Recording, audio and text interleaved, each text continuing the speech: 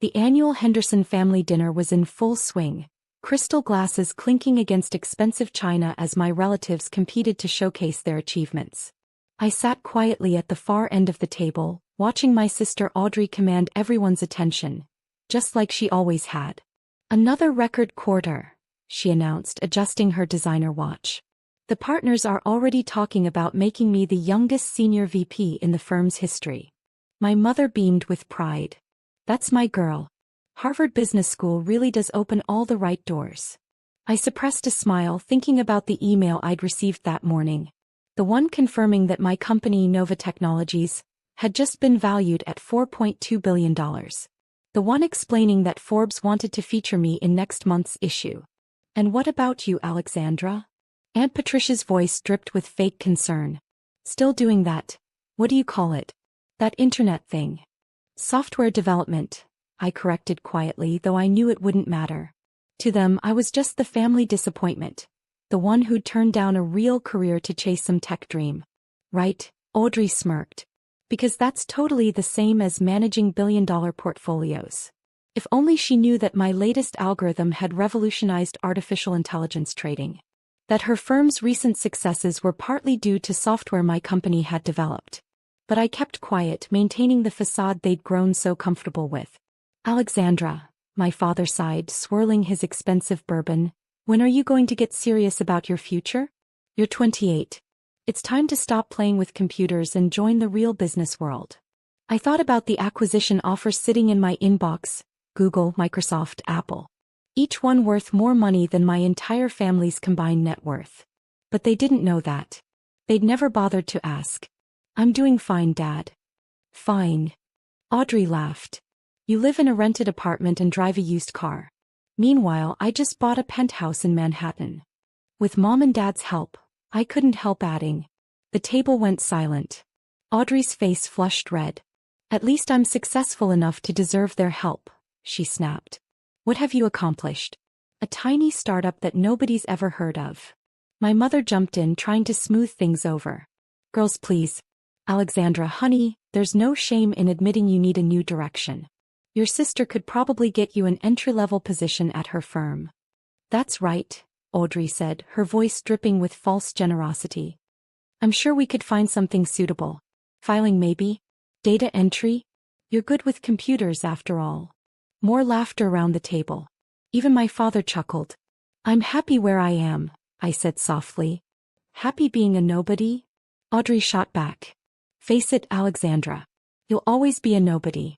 Some of us are built for success and some of us just need to accept our limitations." My phone buzzed in my pocket. Probably another message from Forbes, finalizing details for tomorrow's announcement.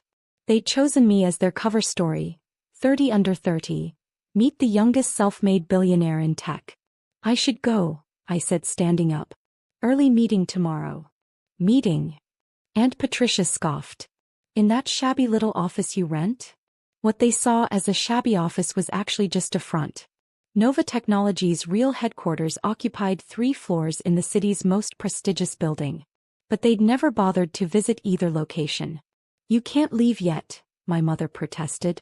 "Audrey hasn't even told everyone about her new summer house in the Hamptons." "Bought with my latest bonus," Audrey preened. "Though I suppose that kind of success is hard to understand when you're still trying to make it in the startup world." I paused at the door. "You know what the funny thing is? All these years, you've never once asked what my company actually does. Why bother?" Audrey waved her hand dismissively. "It's not like you're changing the world or anything." If she only knew that Nova's AI technology was already transforming industries, that our innovations were reshaping the future of computing. That tomorrow her world would turn upside down. "Maybe you're right," I said, picking up my bag, a custom piece that cost more than her summer house. "Maybe some of us are just built different." "Finally admitting I'm better?" Audrey smirked. "No," I smiled, thinking about tomorrow's headlines. "Just admitting we measure success differently." "What's that supposed to mean?" "Oh, and Audrey." I paused at the doorway. "You might want to check tomorrow's Forbes magazine. I hear it's going to be illuminating." "Why?" she demanded. "Did they do another feature on successful women in finance?"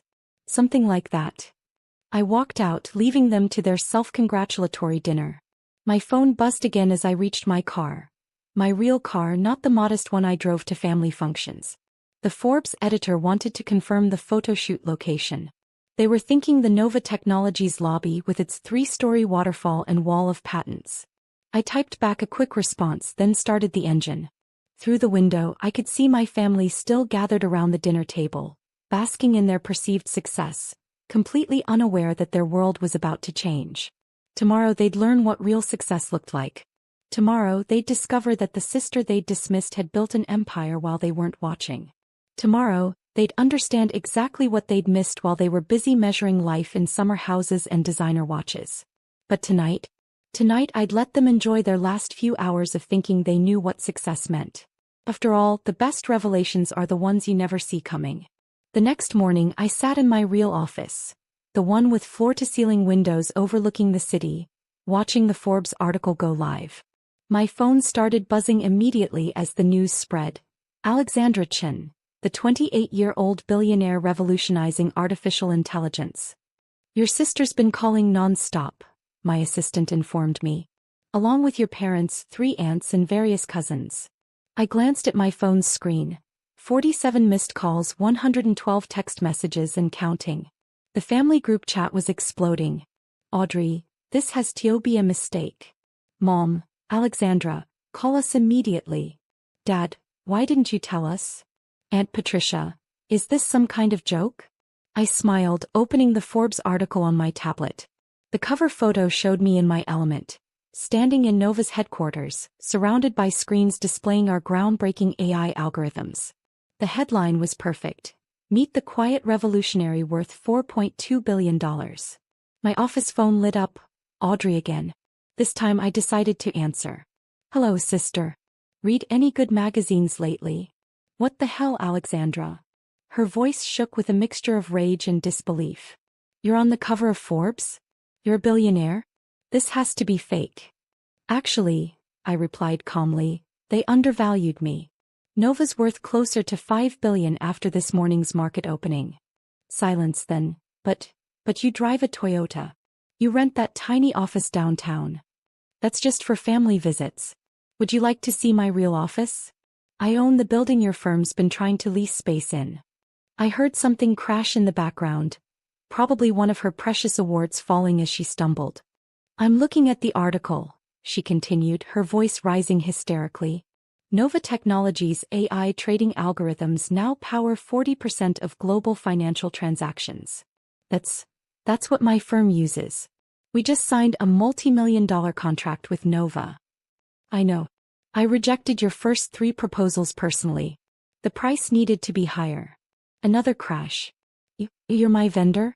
I've been bragging about my trading success using your technology. Ironic, isn't it? All those times you offered me an entry-level position, you were actually working for me. My other line beeped. My parents calling. Hold on, Audrey. Mom and Dad are on the other line. Alexandra Marie Chin. My mother's voice carried that familiar tone of command that had stopped working on me years ago. What is the meaning of this? Why didn't you tell us? Tell you what, Mom? That I was successful? You never asked. Too busy celebrating Audrey's summer house to notice what I was building. But, $5 billion? My father cut in. That's more than our entire extended family's worth combined? Yes. Quite a bit more, actually. I pulled up another screen, the one showing the current value of my various investments. Dad, you might want to check your portfolio. Those safe stocks you invested in? I own controlling interest in most of them now. I heard my mother gasp. Alexandra, we never meant to. To what? Dismiss me? Mock my choices? Tell me I'd never amount to anything? I kept my voice level. You know what the funny thing is? If you'd bothered to Google my company even once in the last 5 years, you'd have known all of this. The line beeped again, Audrey rejoining the call. This isn't fair. I did everything right. Harvard finance, the corporate ladder. And I did everything my way. I cut in. Built something from nothing. Created actual value instead of just managing other people's money. Speaking of which, Audrey, Nova's reviewing all our contracts next week. Your firm might want to prepare for that. You wouldn't dare, she sputtered. Why not? Isn't this how real business works? That's what you've been trying to teach me all these years, right?